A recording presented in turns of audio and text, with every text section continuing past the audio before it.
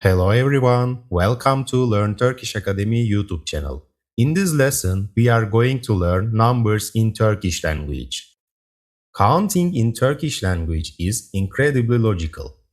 You don't need to memorize unique words for numbers like 11 or 25. You just combine the tens and the ones side by side just like Lego blocks. Rakamlar ones, sıfır, sıfır, bir, bir, iki, iki, üç, üç, dört, dört, beş, beş, altı, altı, yedi, yedi, sekiz, sekiz, dokuz, dokuz, onluklar, tens, on, on, yirmi, yirmi, otuz, otuz, kırk, kırk, elli, elli, altmış, altmış, yetmiş, yetmiş,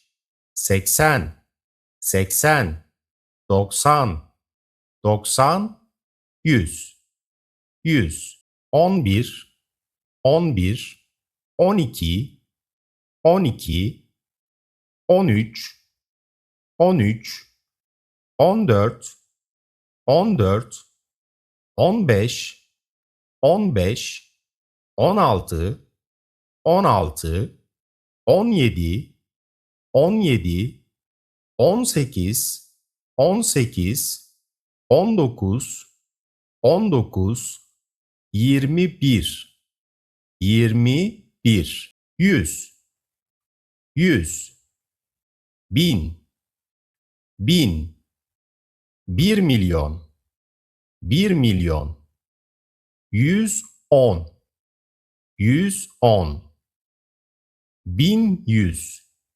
1100, 100.000, 100.000, 101, 101, 115, 115, 127, 127, 192, 192, 250, 250, 308, 308, 535, 535, 799, 799, 874, 874, 965, 965,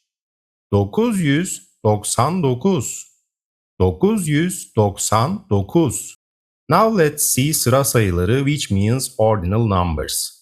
To turn a cardinal number into an ordinal number, like converting one to first, we use the suffix ıncı. If the number already ends with a vowel like 2, 7, we drop the first vowel of the suffix and just add nci. 1, one, birinci, first.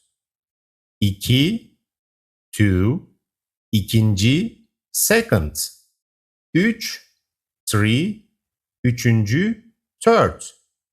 4, four, dördüncü, fourth. 5, five, beşinci, fifth.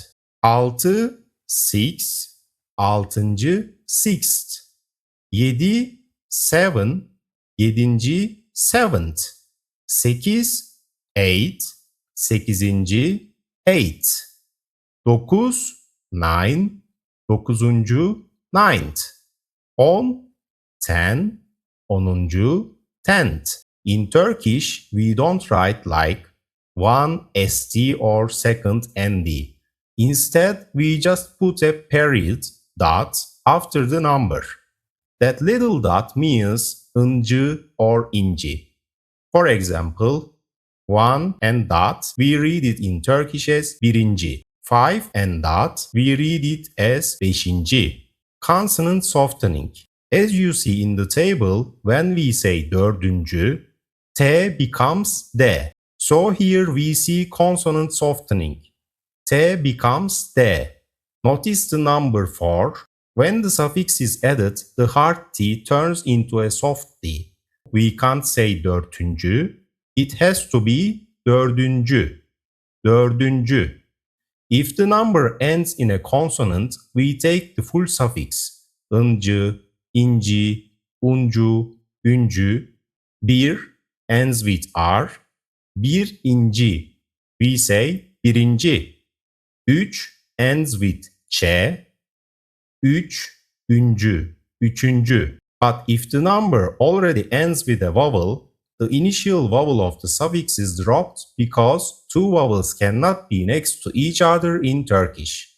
Therefore, only nci, nci, ncu, ncu is added. İki ends with i. İki nci, so we read it as ikinci. We can't say iki inci. Altı ends with I. Altı nci.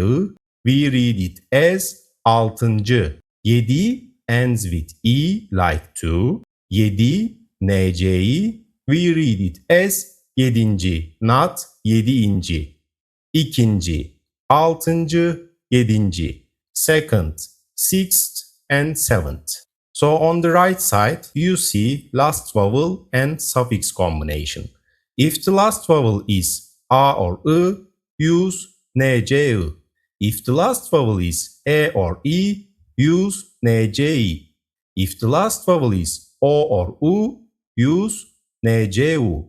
If the last vowel is ö or ü, use ncu. Örnekler. Examples.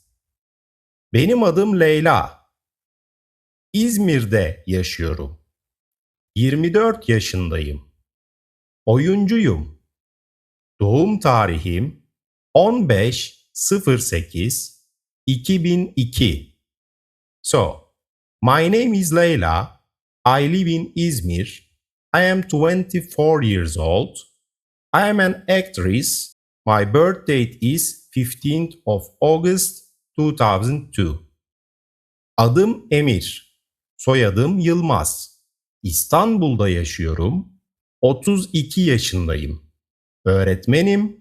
Telefon numaram 0589 475 96 88 0589 475 96 88. My name is Emir. My surname is Yılmaz. I live in Istanbul. I am 32 years old. I am a teacher. My phone number is 0589 475 9688. Here you see a personal information table. Personal information is kişisel bilgiler in Turkish language. This table is an example for students who are studying for Turkish language exam. Ad, soyad, name, surname, Leyla, Emir Yılmaz. Meslek, occupation, oyuncu, actor or actress. Öğretmen, teacher. Şehir, city. İzmir, İstanbul. Doğum tarihi, birth date. 15.08.2002. Emir's birth date is unknown. Yaş, age. 24. 32. Telefon numarası, phone number. Leyla''s phone number is unknown.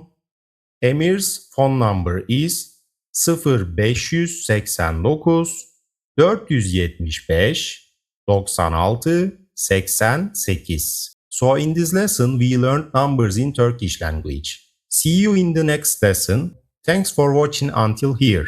See you. Görüşürüz.